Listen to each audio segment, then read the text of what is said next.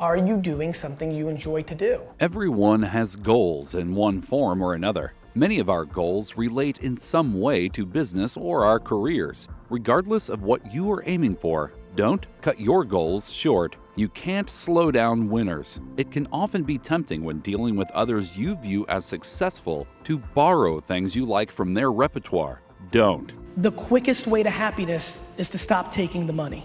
Focus on what you are doing and how to do business the best possible way you know how. What works for one person may not work for someone else. So, don't allow others to stop your growth. Educating yourself is important, but most schools aren't built for entrepreneurs. They are built for workers, making sure the students are always staying inside the lines and maintaining the status quo. The market will always respond to your project, not your connections or education. The number one thing that will make your company grow quickly is continuity and lack of politics. Having employees with good emotional intelligence is very important. The easiest way to discover waste is to find the employees who are making the other workers miserable. Negativity spreads. It will slow down your company in a world in which speed matters. Keep your finger on the pulse of your employees' emotional needs. Another part of staying in touch is by having a strong social media presence, especially LinkedIn.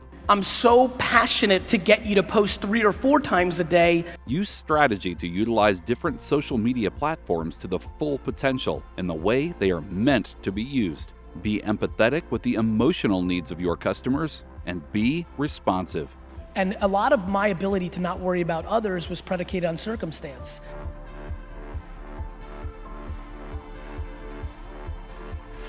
You know, it was funny.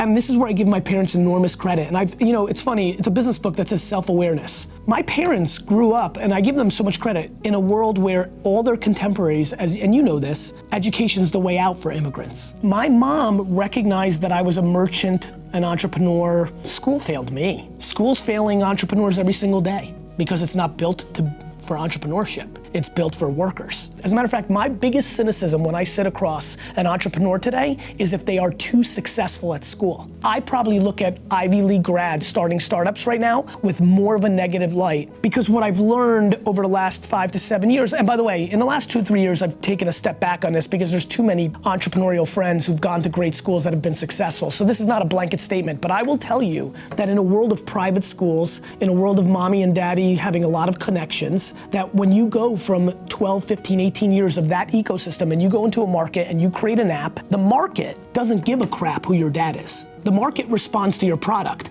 And a lot of these kids have not been able to take the punch in the mouth that comes along with entrepreneurship.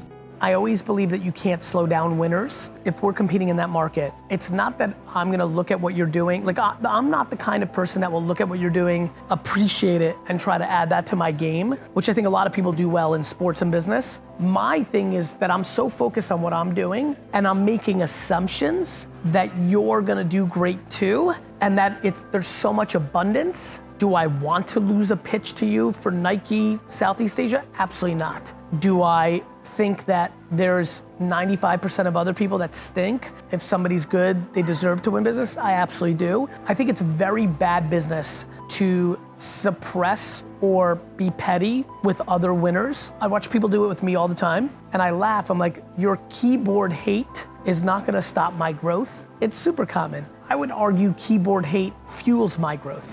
The most important thing for speed for your company and your service is your internal culture. The number one thing that will make your company go fast is continuity and lack of politics, which means we are on the dawn of the era where emotional intelligence, you better go home and audit every single employee you have, and you better figure out which employee makes the other employees miserable. So I implore a tech-centric, financial-centric, type A room like this to go home and get really in tune with feelings. In my company, the number 2 person is not the CFO or the CEO. The number 2 person after me is Claude Silver. She is the Chief Heart Officer. She's the head of HR, call it what you want. It is no question the biggest variable to our success. It has never, and I mean ever, been more important for you to care about the internal feelings,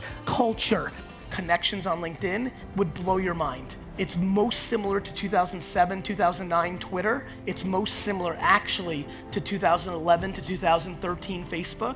And I couldn't be more passionate for the whole room, because what's been even more interesting to me as I've gone deep in the last 6 months, even non-business content, like if you sell meal plans, posting on LinkedIn right now is remarkable organic reach. And I couldn't be more passionate, definitely, to push everybody who's in the B2B world here, because the ROI on acting like a media company and not an advertiser on LinkedIn, I'll get into that in a minute, is staggering and genuinely will go away, because this is one big game of cat and mouse, one big game of cops and robbers. The organic reach is through the roof right now. Feel it. We start working it. It starts getting talked about. This room starts doing it. Just supply and demand of attention. It starts growing. Ads start penetrating in. Ad prices start going up. And then the marketplace becomes proper, like Google AdWords is today compared to 2002.